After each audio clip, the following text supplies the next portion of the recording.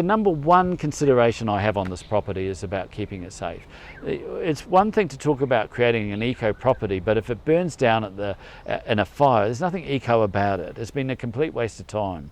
And so right from the very beginning, I have been considering what my response is to a fire threat. And I've made it a passion. I've also managed to, through that activity, create additional benefits, not only a beautiful garden, but vegetables, animals, and just helping to secure and slow down fire movement within the environment. With the property here at the top of the Blue Mountains, we've been through 2 bushfires, and both of them impacted the property significantly. And also we've had significant rain. And the drought, I suppose, is leading up to the bushfires was also a significant and long, it was about 7 years in the making of just drying out, and it was how do we respond to that.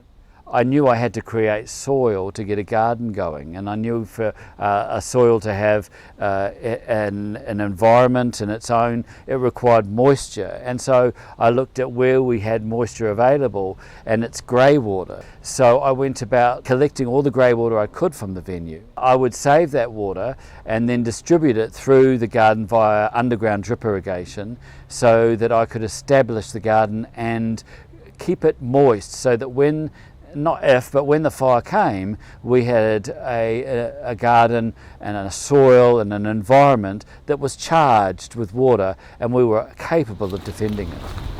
All right, so we've got the grey water system here that harvests all the grey water from both the main house and the cabin. You've got to be planning for that as you start construction so that you can run your different waste pipes accordingly.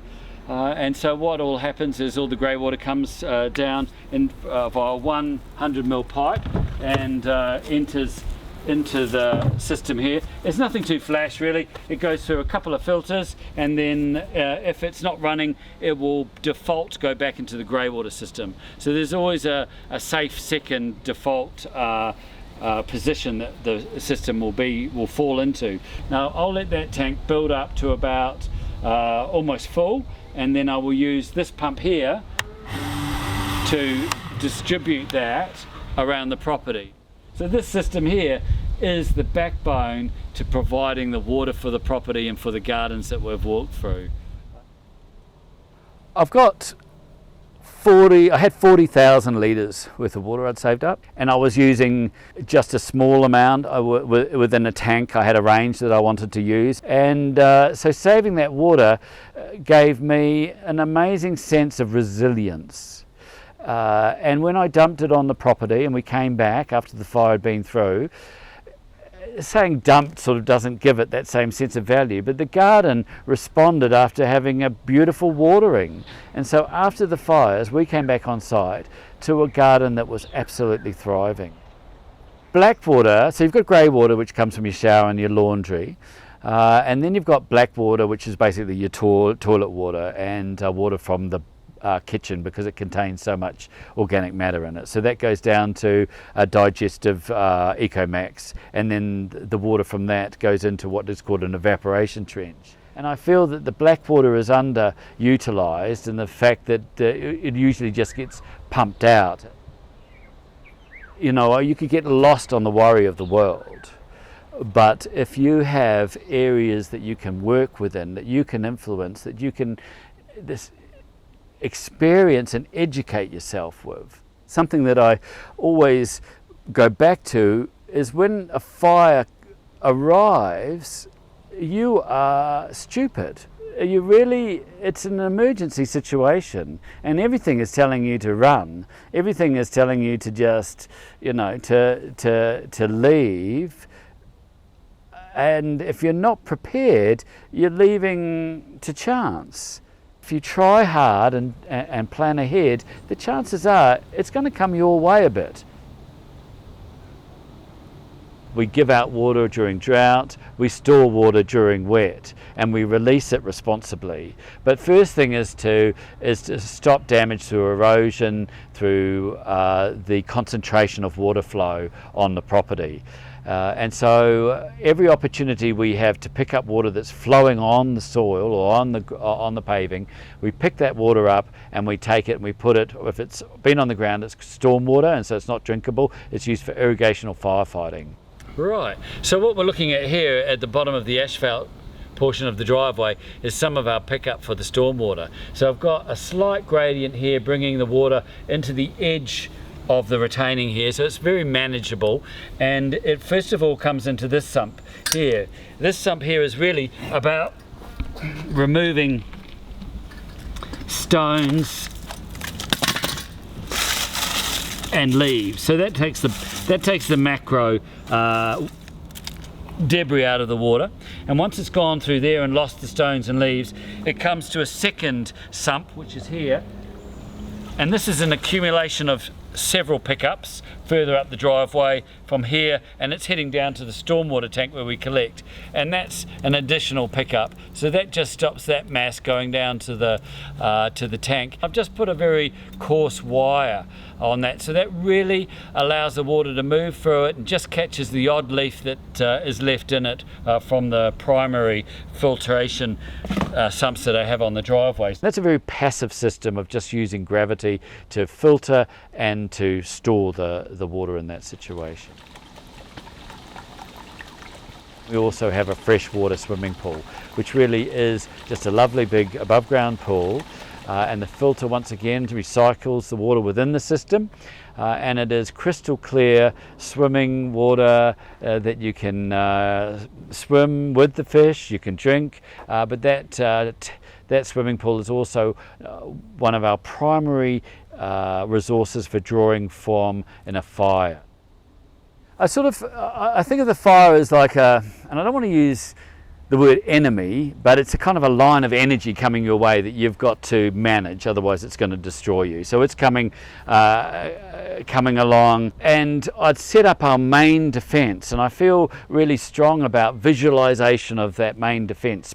12 sprinklers all facing out to take on the main front of the fire, and it felt really clearly manifested, and the energy was there, the water was there, it was all good to go, and it did its job. The fire came up and it's quenched the fire and protected the property. We used the wind as well, so we put the sprinklers out towards the wind. That's where the fire's coming from. The fire, it suppresses the fire at the first point, but then the wind brings all that water onto the property and reduces the heat and wets the property behind it. So that's the front line out of our main defensive line.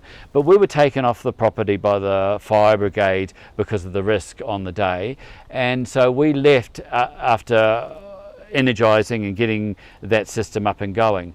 And after 12 hours we were kept off site, the fire encircled the property and found a weakness and came in through the back. And because it was going against the wind, it was slowed down considerably, but it was inching forward, and it did burn sheds, it did burn asset as it came down. And before I'd left, it's all about preparation. I'd got 2 spray pumps ready with water in them. I had rakes and spades ready for me and Jeff. So as soon as we got back on site, I had the backpacks on, we were dampening down, we were putting out embers. When the next day after the fire, we had big helicopters around here surveying the damage. A big Iroquois came up and he just hovered above our property. And I could just imagine what he was looking at. This green olive in a landscape of black, and we looked up at him, and it was quite a surreal sort of engagement. We're looking at us and, how come you guys look like you're having a summer holiday and the rest is devastation, Armageddon?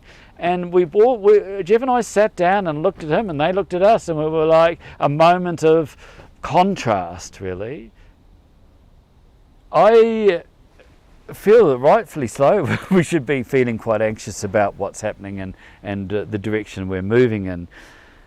I suppose I lost home as a child, and so I've been always about re-establishing home, and I suppose protecting the home is one of the primary responses I have to what we have at the moment.